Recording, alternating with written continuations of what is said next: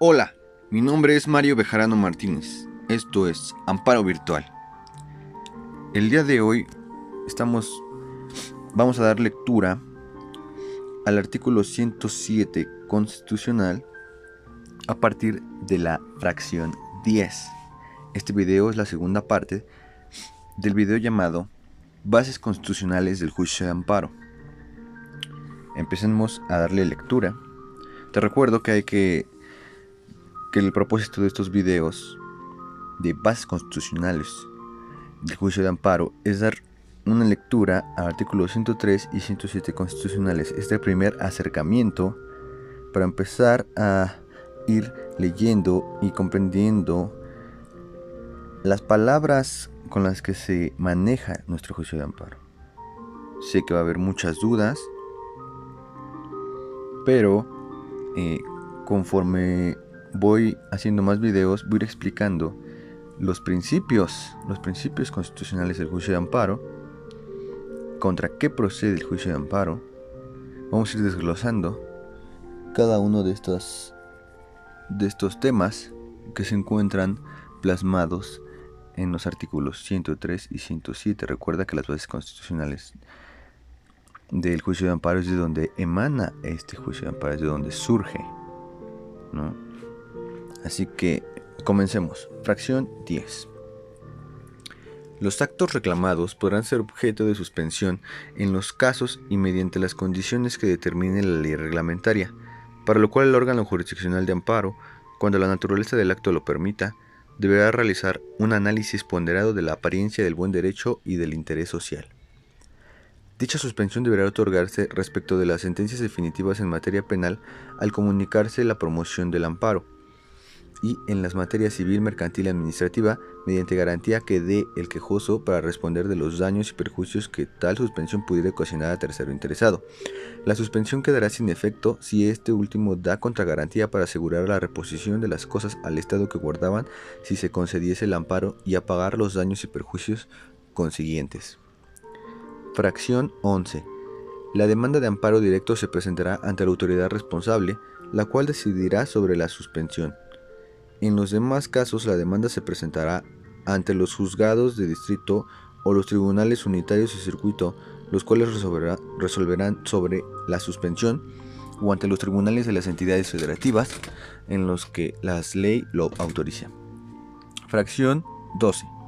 La violación de las garantías de los artículos 16 en materia penal, 19 y 20 de esta Constitución se reclamará ante el superior del tribunal que la cometa, o ante el juez de distrito o tribunal unitario de circuito que corresponda, pudiéndose recurrir en uno u otro caso las resoluciones que se pronuncien en los términos prescritos por la fracción 8. Si el juez de distrito o el tribunal unitario de circuito no residieran en el mismo lugar en que reside la autoridad responsable, la ley determinará el juez o tribunal ante el que se ha de presentar el escrito de amparo, el que podrá suspender provisionalmente el acto reclamado en los casos y términos que la misma ley establezca. Fracción 13. Cuando los tribunales colegiados de un mismo circuito sustenten tesis contradictorias en los juicios de amparo de su competencia, el fiscal general de la República, en asuntos en materia penal y procesal penal, así como los relacionados en el ámbito de sus funciones, los mencionados tribunales y sus integrantes, los jueces de distritos, las partes en los asuntos que los motivaron o el Ejecutivo Federal, por conducto del consejero jurídico de gobierno, podrán denunciar la contradicción ante el pleno del circuito correspondiente a fin de que decida la tesis que debe prevalecer como jurisprudencia. Cuando los plenos de circuito de distintos circuitos, los plenos de circuito en materia especializada de un mismo circuito o los tribunales colegiados de un mismo circuito con diferente especialización sustenten tesis contradictorias al resolver las contradicciones o los asuntos de su competencia, según corresponda, los ministros de la Suprema Corte de Justicia de la Nación, los mismos plenos de circuito, así como los órganos a que se refiere el párrafo anterior, podrán denunciar la contradicción ante la Suprema Corte de Justicia, con el objeto de que el pleno o la sala respectiva decida la tesis que deberá prevalecer.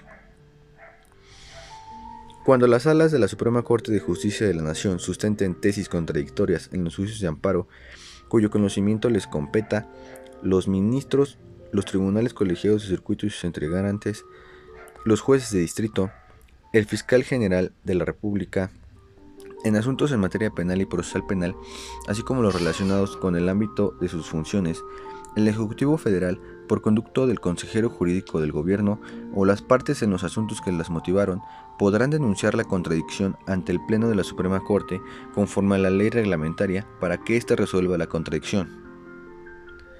Las resoluciones que pronuncien el Pleno o las salas de la Suprema Corte de Justicia, así como los plenos de circuito conforme a los párrafos anteriores, solo tendrán el efecto de fijar la jurisprudencia y no afectarán las situaciones jurídicas concretas derivadas de las sentencias dictadas en los juicios en que hubiese ocurrido la contradicción. Fracción 14 se deroga. Fracción 15. El fiscal general de la República o el agente del Ministerio Público de la Federación que al efecto designe, será parte en todos los juicios de amparo en los que el acto reclamado provenga de procedimientos del orden penal y aquellos que determine la ley. Fracción 16. Si la autoridad incumple la sentencia que concedió el amparo, pero dicho incumplimiento es justificado, la Suprema Corte de Justicia de la Nación, de acuerdo con el procedimiento previsto por la ley reglamentaria, otorgará un plazo razonable para que proceda a su cumplimiento, plazo que podrá ampliarse a solicitud de la autoridad. Cuando sea injustificado hubiera transcurrido el plazo sin que se hubiese cumplido, procederá a separar de su cargo al titular de la autoridad responsable y a consignarlo ante el juez de distrito. Las mismas providencias se tomarán respecto del superior jerárquico de la autoridad responsable, si hubiera ocurrido en responsabilidad, así como de los titulares que, habiendo ocupado con anterioridad el cargo de la autoridad responsable, hubieran incumplido la ejecutoria. Si concedido el amparo se repitiera el acto reclamado, la Suprema Corte de Justicia de la Nación, de acuerdo con el procedimiento establecido por la ley reglamentaria, procederá a separar de su cargo al titular de la autoridad responsable y dará vista al Ministerio Público Federal, salvo que no hubiera actuado dolosamente y deje sin efectos el acto repetido antes de que sea emitida la resolución de la Suprema Corte de Justicia de la Nación. En el cumplimiento sustituto de las sentencias de amparo, podrá ser solicitado por el quejoso al órgano jurisdiccional o decretado de oficio por la Suprema Corte de Justicia de la Nación cuando la ejecución de la sentencia afecte a la sociedad en mayor proporción a los beneficios que pudiera obtener el quejoso, o cuando por las circunstancias del caso sea imposible o desproporcionadamente gravoso restituir la situación que imperaba antes de la violación. El incidente tendrá por efecto que la ejecutoria se dé por cumplida mediante el pago de daños y perjuicios al quejoso. Las partes en el juicio podrán acordar el cumplimiento sustituto mediante el convenio sancionado ante el propio órgano jurisdiccional. No podrá archivarse juicio de amparo alguno sin que se haya cumplido la sentencia que concedió la protección constitucional. Fracción 17. La autoridad responsable que desobedezca un auto de suspensión o que, ante tal medida, admita por mala fe o negligencia fianza o contrafianza que resulte ilusoria o insuficiente, será sancionada penalmente. Fracción 18 se deroga.